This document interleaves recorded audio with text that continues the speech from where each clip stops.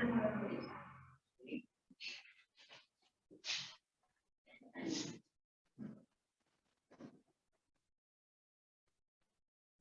nuestro que estás en los cielos, santificado sea tu nombre.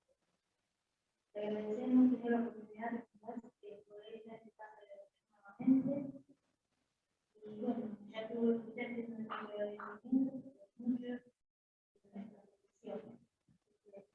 Tenemos algo como para que nos ayudes a poder manejarlo.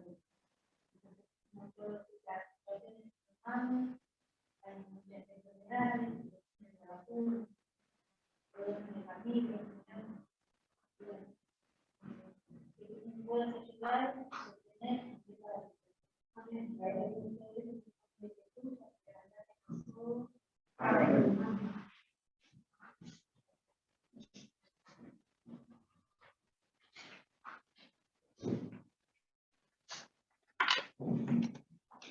Opa. Ay. Buenas tardes, ¿cómo están? Qué alegría verte, Sonia, hace un montón que no nos veíamos. Y no, y aparte yo vengo poquito, así que qué alegría, me pone muy contento de verte, y a los demás también, obviamente. Pero bueno, siempre es lindo cuando pasan ahí algunos meses vernos y reencontrarnos de nuevo. ¿Cómo están? Aparte de Romy, ¿alguien más se mojó? No me llegué a buscar, ¿eh? Ah, ¿no llegaste? No. Bueno. Salvavidas, que si querés te paso a buscar y bueno, tenía allí la cantando. Ah, bien, el Señor proveyó. Ahí, entendí mal, entonces yo. Tuve que Bien. dejar la bici en otro lado de la voz, pero... Buenísimo, buenísimo. Bueno, vamos a abrir la palabra de Dios, ¿les parece? Pero antes, ya que estoy, ya que no voy a estar el sábado, les recuerdo.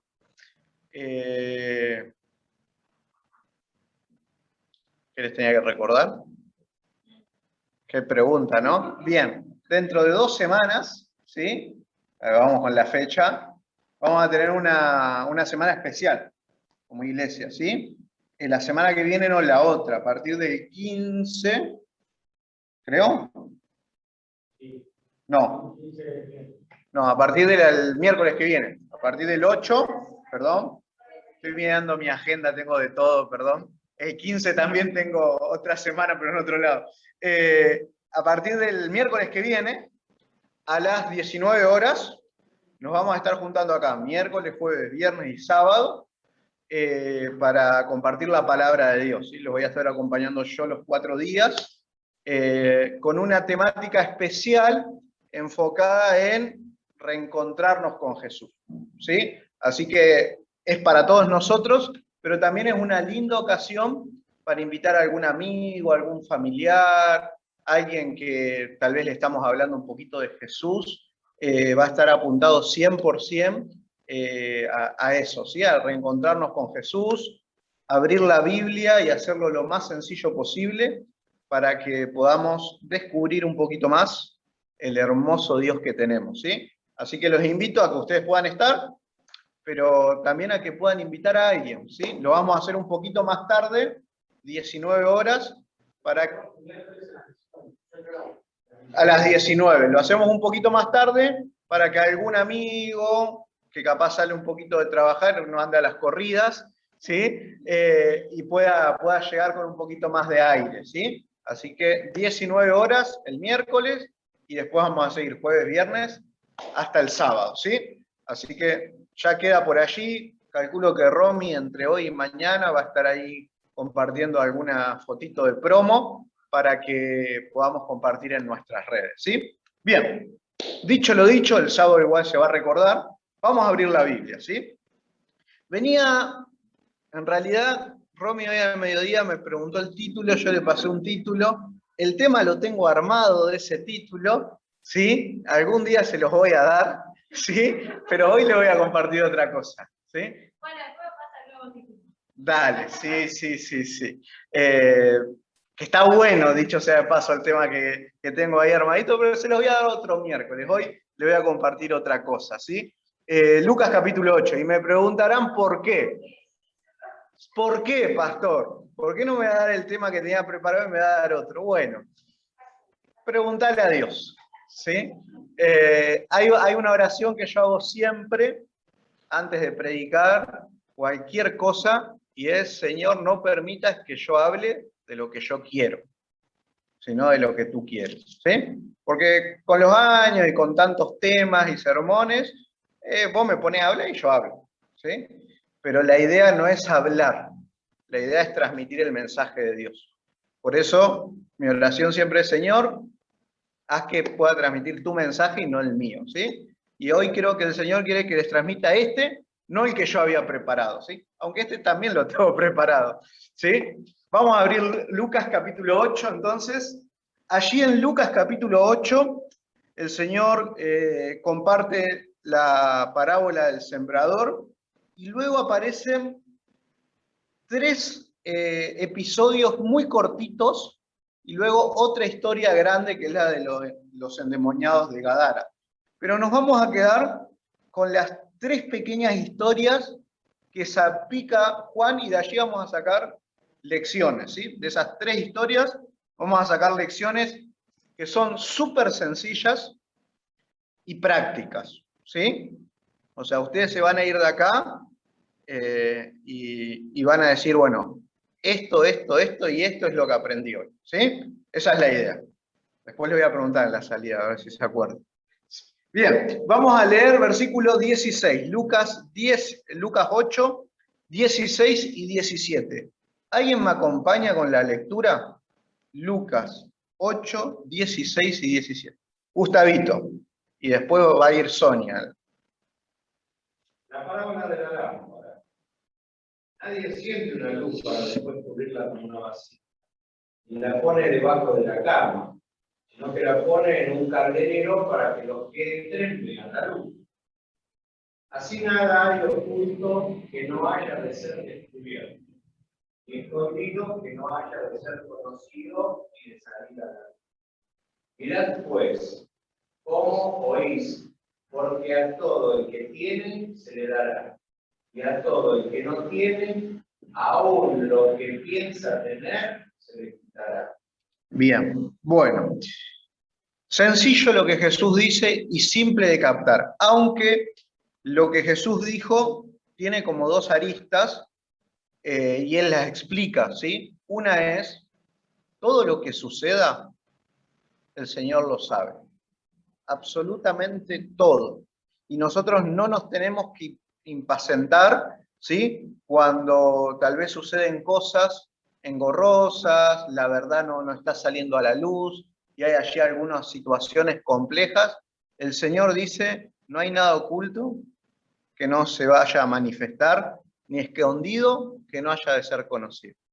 A mí me llama la atención, la verdad que yo soy bastante apolítico, ¿no? Pero como siempre cuando pasan los años terminan saliendo videos y cosas de cosas que han hecho, ¿no?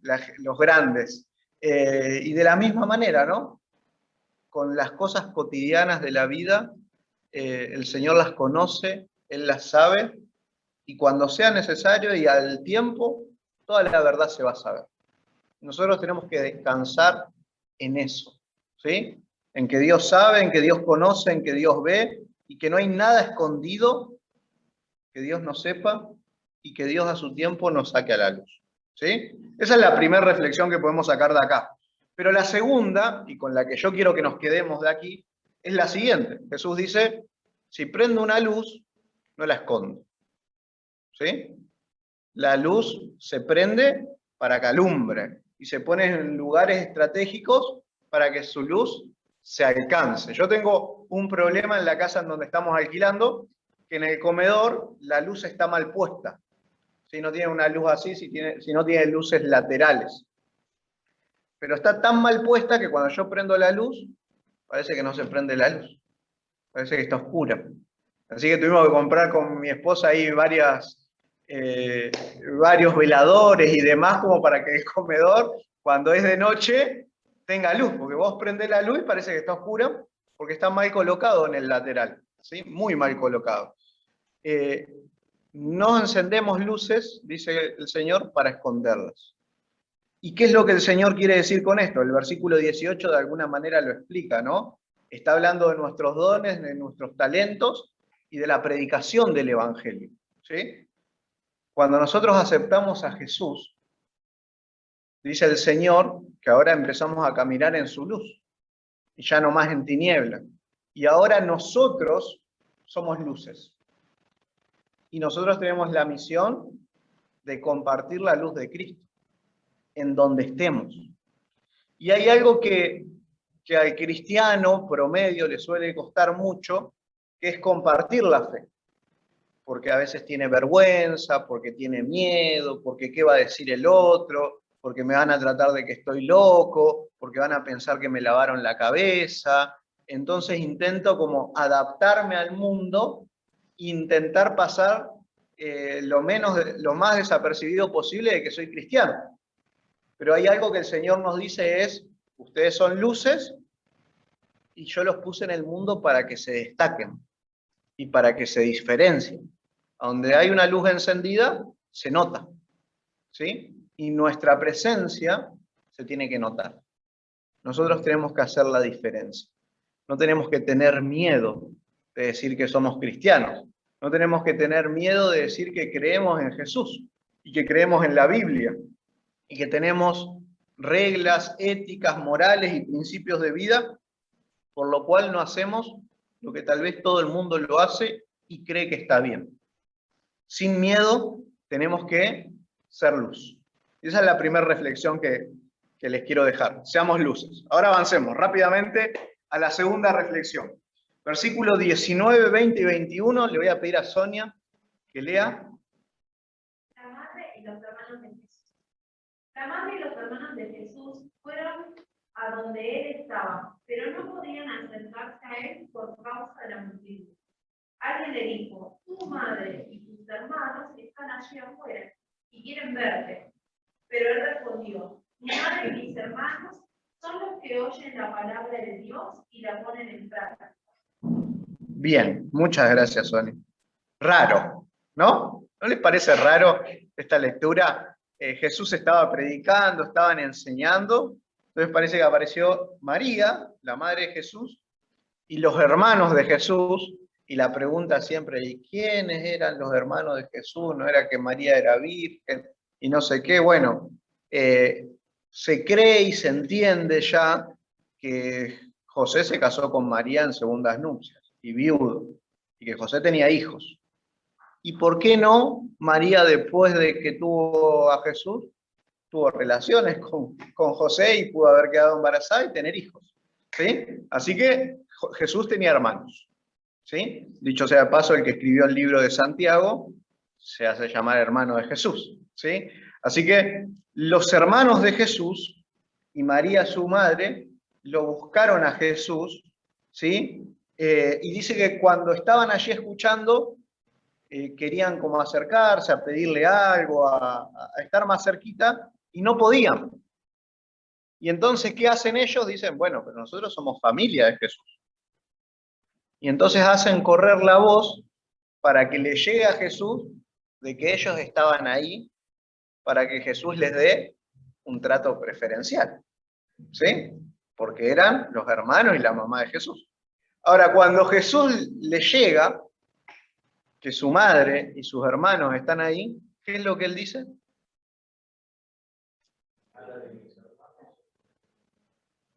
O sea, no hay trato preferencial para ustedes. A ver, desde que yo empecé mi ministerio, todos son iguales. Todos son hijos míos. ¿Y quiénes tienen prioridad? Dice el Señor. ¿Quiénes tienen privilegios en mi reino? Los que hacen mi voluntad. Y acá podríamos sacar muchas lecciones, pero tal vez vamos con dos sencillas, ¿sí? Y con una que quiero que se quede. Jesús hizo esto por muchos motivos, pero uno es para dejarnos lecciones de que ningún parentesco con alguien que Jesús tenga, ni afín ni sanguíneo, lo hacían especiales a esas personas. ¿Sí? Miren si Jesús hubiese dicho, que venga. Qué problemón sería, ¿no? Teológico. Pero Jesús le dijo, no, vos sos María igual que todas las Marías que están acá. Ustedes que son mis hermanos son iguales que todos acá. no tienen ningún tipo de privilegio. Y nosotros no los deberíamos ver a ellos con ningún cariño, ¿no? Son iguales. Pero sí hay alguien, dice el Señor, que tiene privilegio, los que hacen mi voluntad. Y acá es donde se pone complicada la cosa, ¿sí? Porque cuando nosotros hablamos de hacer la voluntad de Dios, siempre nos metemos en problemas, porque nuestra tendencia no es hacer la voluntad de Dios. Pero el Señor dice, los privilegiados, mis hermanos, mi madre, con los que yo tengo una relación íntima de verdad, son con los que hacen mi voluntad.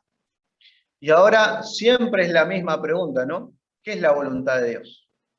¿Qué es hacer la voluntad de Dios? Vamos a hacerlo de manera sencillita, ¿sí? Inicialmente la voluntad de Dios es hacer todo lo que el Señor me reveló que tengo que hacer o dejar de hacer, ¿sí? Para mí, tal vez hacer la voluntad de Dios sea un poco diferente que para alguien que recién empezó a leer la Biblia, ¿sí? Y cuando yo estoy estudiando y a medida que el Señor me va revelando, cada vez mi visión sobre la voluntad de Dios se va abriendo y cada vez es más. Pero hay algo que es innegociable. Si vos no estás guardando los 10 mandamientos, la revelación del carácter de Dios, los 10, no estás haciendo la voluntad de Dios. ¿Sí? Ahora, con guardar los 10 o intentar guardarlo, ¿basta? No. Y a mí siempre me gusta pensar en esto, lo que dice el Salmo 101. El camino de la santidad es un camino de perfección. Yo voy caminando en él y cada día voy creciendo. Me acuerdo cuando yo tenía 16 años, que me bauticé, yo pensaba que hacer la voluntad de Dios era simplemente no jugar al fútbol en el club los sábados. Para mí eso era todo. Y fue mi sacrificio más grande, ¿no? Es decir, dejo de jugar al fútbol en el club, llamar a mi DT y decirle no voy a ir más, y renunciar ahí a mi sueño de jugar al fútbol. Para mí eso era todo, ya está, listo. Estoy haciendo todo lo que Dios me pide. Hoy claramente es diferente. ¿Qué es lo que el Señor ya te mostró que tenés que hacer y tenés que dejar de hacer? ¿Estás haciendo la voluntad de Dios? Pastor, es difícil. Sí, es difícil, pero vale la pena. Y cuando nosotros hacemos la voluntad de Dios, el Señor se revela de una manera especial en nuestra vida. Y trabaja de una manera especial en nuestra vida. Y tenemos una relación especial con Dios. Dios ama a todos, ¿sí? Para ellos, cada uno de nosotros somos especiales para Él. Pero cuando nosotros nos esforzamos por ser fiel a Dios, tenemos una relación más estrecha, mucho más estrecha. Y podemos ver la mano de Dios obrando. Así que el Señor, a través de esta pequeña historia, te invita a hacer mi voluntad. Yo te amo, yo te quiero, yo quiero bendecirte, pero hacer mi voluntad. Porque ese es el camino. Hay un versículo que más de una vez le he leído, que está en Proverbios 8, que dice: el que aparta su oído para no oír la ley de Dios, hasta su oración es rechazada. Y el Señor no puede bendecirnos en la infidelidad, en la desobediencia, cuando lo hacemos al propósito. ¿Sí? Ahora, puede ser que yo me equivoque, pero sin querer. ¿Sí? Hay varias diferencias, el Señor lo nota. Cuando yo me estoy esforzando, estoy poniendo todo de mí y me equivoco, el Señor lo contempla. Pero cuando no me interesa ser fiel a Él, y sé que está mal, pero lo hago igual, y a sabiendas, allí después no me puedo acercar al Señor y pedir: Señor, está todo bien. Siempre hay gracia, siempre hay misericordia, el Señor siempre perdona. Pero el Señor te dice: yo quiero tener una relación especial con vos. Hacé mi voluntad, esforzarte. Yo te voy a dar la fuerza, yo te voy a dar el poder, yo te voy a ayudar, pero hacé mi voluntad. Y si te cuesta, por lo menos luchá en el camino, luchá. Que no sea tan sencillo la desobediencia, ¿sí? Bien, seamos luces, hagamos la voluntad del Señor, y ahora vamos con la parte que les va a gustar a ustedes. Porque hasta ahora venía seria la cosa, pero ahora les va a gustar. Vamos desde el versículo 22 al 25. ¿Sí? ¿Quién va a leer? ¿Quién me va a ayudar? Vamos a darle la oportunidad a alguien más. Henry, ahí está. Un día Jesús entró en una barca con sus discípulos y les dijo: pasemos al otro lado del lago. Y partieron. Mientras navegaban, él se durmió. Y vino una fuerte tempestad en el lago, tanto que la barca se anegaba con peligro de hundirse. Entonces los discípulos le despertaron diciendo: Maestro, maestro, que perecemos. Él despertó, reprendió al viento y a las olas que cesaron, y todo se calmó. Después les dijo: ¿dónde está vuestra fe? Y atemorizados se maravillaban y le decían unos a otros: ¿quién es este que aún el viento y el agua obedecen? Ahí está. Perfecto. Hasta ahora aprendimos, seamos luces, hagamos su voluntad, y ahora de acá vamos a sacar 2 lecciones más, 2 frases sencillas. Jesús un día se levanta y le dice a los discípulos: vamos para el otro lado. Los sube a todos en el barco y se van allí navegando, ¿no? Jesús estaba dentro del barco, ¿sí? Y el texto muestra que Jesús se durmió. Y qué interesante, ¿no? Que la Biblia habla de que Jesús se duerme, que Jesús come, que Jesús tenía hambre, que Jesús tenía sed, que Jesús lloró.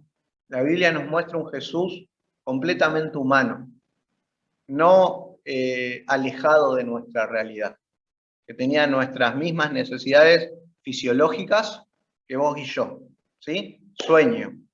Paralelamente, igual nos manda lo siguiente, ¿no? Porque Jesús le dice: vayamos al otro lado. Le digo: che, viene una tormenta, vamos a ver qué pasa. No me expolies el tema. Perdón, Está ahí. perdón. Para ahí vamos, ¿sí? Jesús le dice: pasemos, y vamos, ¿sí? Ahora, Jesús es el que muestra el camino y el que dice cómo ir. Y allá vamos. Pero Jesús se acuesta y se duerme. Ahora, dice el versículo 23 que ellos, mientras navegaban y él se durmió, se desencadenó una tempestad de viento. Y en el lago, y se anegaban, o sea, se estaban hundiendo y peligraban. Acá la mayoría eran pescadores, la tenían súper clara, ¿sí? Sabían lo que era el lago, así que los pescadores tengan miedo, tengan peligro de vida, era porque la cosa estaba brava de verdad, compleja de verdad, una tormenta de verdad complicada, ¿sí? Y acá va la primera lección que quiero que saquemos. Muchas personas tienen una visión muy errada del cristianismo. Piensan que si nosotros vamos a la iglesia, que si nosotros aceptamos a Jesús, que si nosotros leemos la Biblia, que si nosotros oramos, no va a haber más problemas, ¿sí? Pero no es así. El texto bíblico nos muestra que Jesús estaba con los discípulos, estaba en la misma barquita que los discípulos, y los discípulos estaban peleando por su vida. Entonces, con Jesús adentro de la barca, ¿hay problemas también? ¿Sí? ¿Con Jesús en mi vida hay problemas también? Sí. Hay muchas personas que no entienden esto. Y he conocido un montón de gente, he visitado a muchos en sus hogares, y dicen: yo dejé de ir a la iglesia, pastor, dejé de creer en Dios porque yo me entregué de corazón y mi problema no se solucionó. Yo pedí para que se sane mi mamá, mi hermano, mi tío, mi primo, mi esposa, y su enfermedad se agravó. Yo me entregué al Señor y empezaron los problemas económicos. Y entonces, ¿de qué sirve? Y como que visualizan un cristianismo y un Jesús que si lo acepto no hay problemas. Que si acepto a Jesús se acaban los problemas. Ahora Jesús nunca predicó de eso. Todo lo contrario. Jesús le dijo: a mí me apedrearon, a ustedes también lo van a apedrear. ¿Sí? Si a mí me hicieron esto, a ustedes le van a hacer peor. Jesús pasó necesidades económicas. ¿Por qué no las voy a pasar yo? Los discípulos de Jesús sufrieron enfermedades, ¿sí? Y el Señor nos los curó. Mírenlo a Pablo. Necesitaba un asistente para que lo escriba porque él tenía problemas en la vista. Y el Señor le dijo: ya está, bástate de mi gracia. Vas a tener que luchar con esto toda tu vida. Yo te voy a estar con vos, te voy a acompañar, pero vas a estar. Y tenemos que aprender a aceptar que en este mundo de pecado vamos a tener problemas. Siempre. Siempre.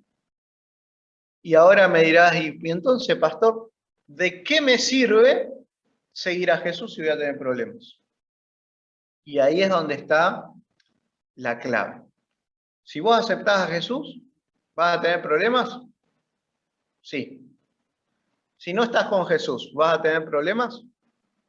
También. Y entonces, ¿para qué? ¿Para qué venimos acá? ¿Para qué perdemos tiempo? La clave está que cuando Jesús está conmigo, los problemas no me destruyen. Los problemas no me colapsan. Los problemas no terminan destruyendo mi mente, mi psiquis, mi familia y terminan arruinándome. Con Jesús, ningún problema puede derribarme. Ahora, sin Jesús, cada problema se magnifica al 100. Y cuando queremos solucionar los problemas, terminamos embarrando más. ¿Sí? Y yo sé que más de uno de los que están acá tienen algún testimonio para contar de queriendo solucionar problemas, terminaron generando más problemas. ¿Sí? Pero cuando Jesús está con nosotros, los problemas tienen soluciones. Y nosotros podemos tener paz en medio de los problemas. Podemos estar tranquilos. Nunca me voy a olvidar de Sergio, y de tanto en tanto lo cuento siempre. Tenía una pelota de cáncer así acá. Nadie lo quería operar, en ningún lado de acá. De hospital en hospital nadie lo quería operar porque sabían que lo tocaban y se moría. ¿Sí? Lo tocaban. Y tuvo que firmar allí y en una clínica en Capital aceptaron operarlo a costa de que había un 80% de posibilidades de que se muera. ¿Sí? Y me acuerdo que el día anterior a que lo vayan a operar, lo fui a visitar en la clínica. Y me acuerdo que Sergio me miraba, estaba tranquilo, contento, feliz. Yo decía, este tipo está loco. Es más, yo iba preocupado de qué le voy a hablar, qué le voy a decir, ¿no? Una persona que está a punto de poder perder la vida en una operación riesgosa. Y él me decía, yo estoy tranquilo, porque Jesús está conmigo. Dice, y bueno, si me muero bien, y si el Señor me da vida, gloria a Él, pero estoy tranquilo, estoy en paz. Y me sonreía. Y yo decía, si un psicólogo lo ve a este hombre, diría que está loco de remate. Pero él estaba en paz, en medio del conflicto más grande de su vida. Estaba debatiendo entre la vida y la muerte, y él estaba en paz. ¿Por qué? Porque Jesús estaba con él. Esa es la diferencia. Jesús dijo, en el mundo van a tener aflicciones, pero confíen en mí, porque yo vencí el mundo. Y así como yo vencí al mundo, ustedes también lo van a vencer. Y esa es la diferencia. Esa es la gran diferencia. Cuando Cristo está con vos, ninguna tormenta te va a destruir, te va a quebrar. Emocionalmente, mentalmente, nada te va a sacar la paz, aún en los momentos más complejos. Y ese es el milagro de Jesús, como cantamos en alguna canción, ¿no? Paz en medio de la tormenta. Diría Pablo, una paz que no tiene entendimiento, que nadie la puede entender. Y allí los discípulos, en realidad, tenían a Jesús al lado y no estaban en paz. ¿Sí? Porque todo lo que les estoy diciendo yo, los discípulos no lo estaban experimentando. Estaban muertos de miedo, peligraban. En otros textos dicen que ellos empezaron a esforzarse por solucionar por sus propios medios el problema de la tormenta, y cuando se dieron cuenta que se estaban por morir, ahí se acordaron de que Jesús estaba en la barca. ¿Sí? Y esto es muy interesante, Jesús puede estar muy cerquita nuestro, pero a la misma vez nosotros tenerlos muy lejos.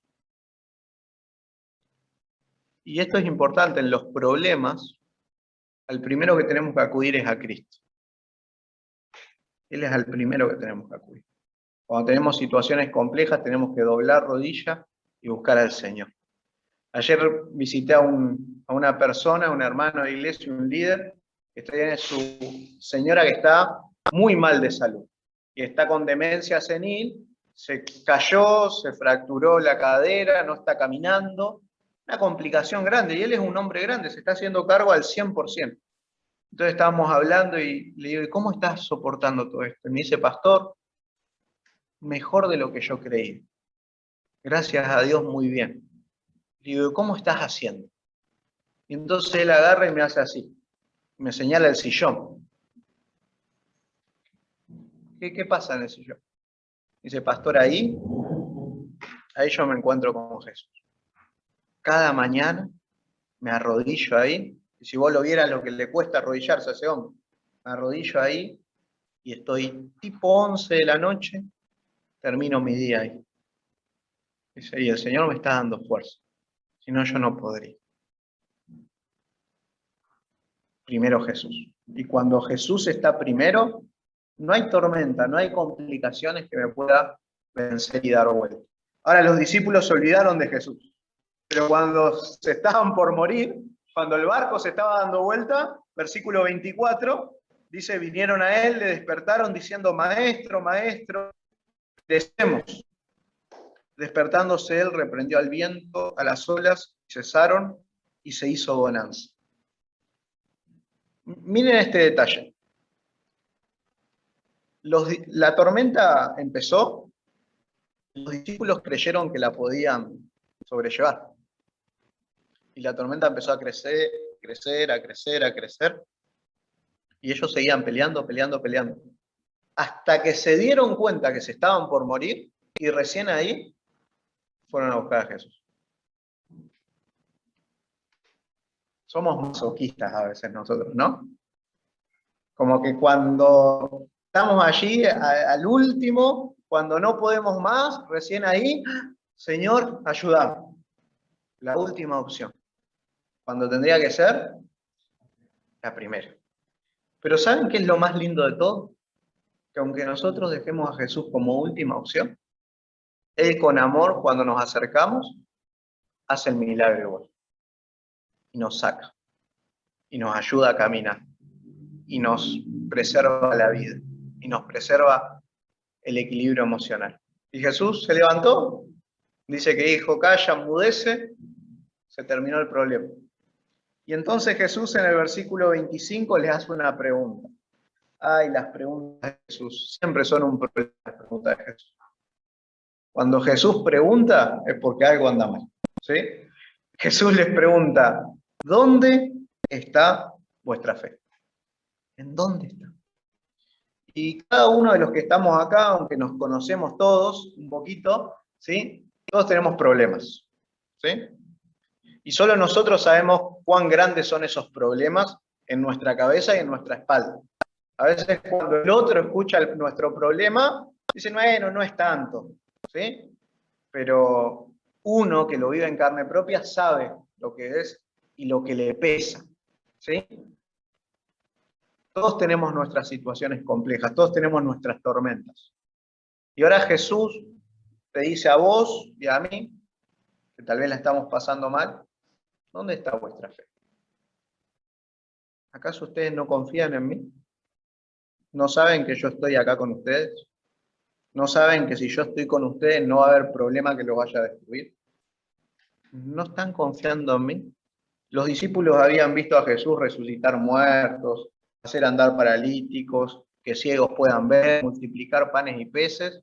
Y en la primera tormenta que tuvieron, se murieron de miedo. Y Jesús le dice, ¿dónde está vuestra fe? Y Jesús hoy se acerca y nos pregunta, ¿dónde está vuestra fe? ¿Por qué no confiamos un poquito más? ¿Por qué no descansamos un poquito más en Jesús? ¿Por qué no le agarramos la mano a Jesús? Le decimos, Señor, aunque se me está moviendo todo, yo quiero confiar en vos. Y yo sé que vos vas a obrar. Aunque yo no lo pueda ver, ¿cómo va a seguir todo esto? Hoy decido confiar en vos y estar en paz. Y hoy quiero que el último concepto sea este. Confiemos más en Jesús. Tengamos más fe en Él. Pasemos más tiempo con Él. ¿Vamos a orar por esto? ¿Les parece? Vamos a orar. Querido y amado Dios, gracias Señor por tu amor. Gracias porque tú nos invitas nuevamente hoy a ser luces para un mundo que está pereciendo y que no te conoce, un mundo que está en oscuridad. Gracias, Señor, porque hoy nuevamente nos desafías y nos confrontas, para que no nos quedemos cómodos en cómo vivimos nuestra vida y empezamos a hacer tu voluntad. Queremos hacer tu voluntad, ayúdanos, danos de tu espíritu, danos de tu fuerza, para que podamos ordenar nuestra vida conforme a tu palabra. Y querido Dios, gracias por recordarnos que aún contigo en nuestra vida, en este mundo de pecado y de dolor, vamos a seguir teniendo problemas. Y Señor, tú conoces cada una de nuestras vidas, de nuestras pruebas, de nuestras tormentas. Por eso hoy te pido que aumentes nuestra fe, que hoy podamos descansar en ti, que podamos ir cada día y dejar nuestra carga y nuestros problemas en ti, y tú nos des la paz y la seguridad de que dirigirás nuestra vida, de que todo estará bien, de que tu gracia se va a ver en nuestra vida una vez más. Bendícenos, llénanos de tu paz. Te lo pedimos en el nombre de Jesús. Amén.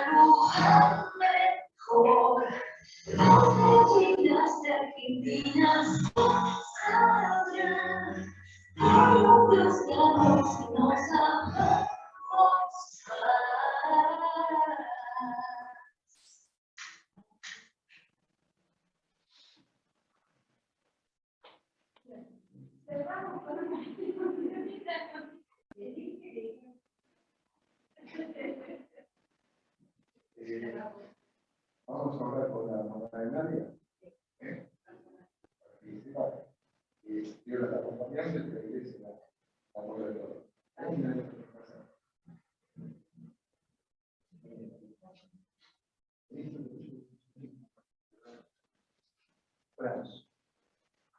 Gracias, querido Dios, por tu amor. Gracias por este culto, por tu presencia, hablando. Y en esta hora, con tu pueblo, con tu iglesia, queremos clamar de manera especial por Marta, que tu mano te pose sobre ella. Te rogamos, Señor, que tú que eres el médico de médicos, dirijas todo, Sobre todas las cosas, Señor, hoy rogamos también por su salvación y su vida espiritual. Dale la paz y la tranquilidad a Nadia, que su mamá está en tus manos. Amén. Oramos suplicándote estos favores, implorándote, Señor, que se haga tu voluntad sobre la vida de Marta, en el nombre que está sobre todo, en el nombre de Jesús. Amén. Amén.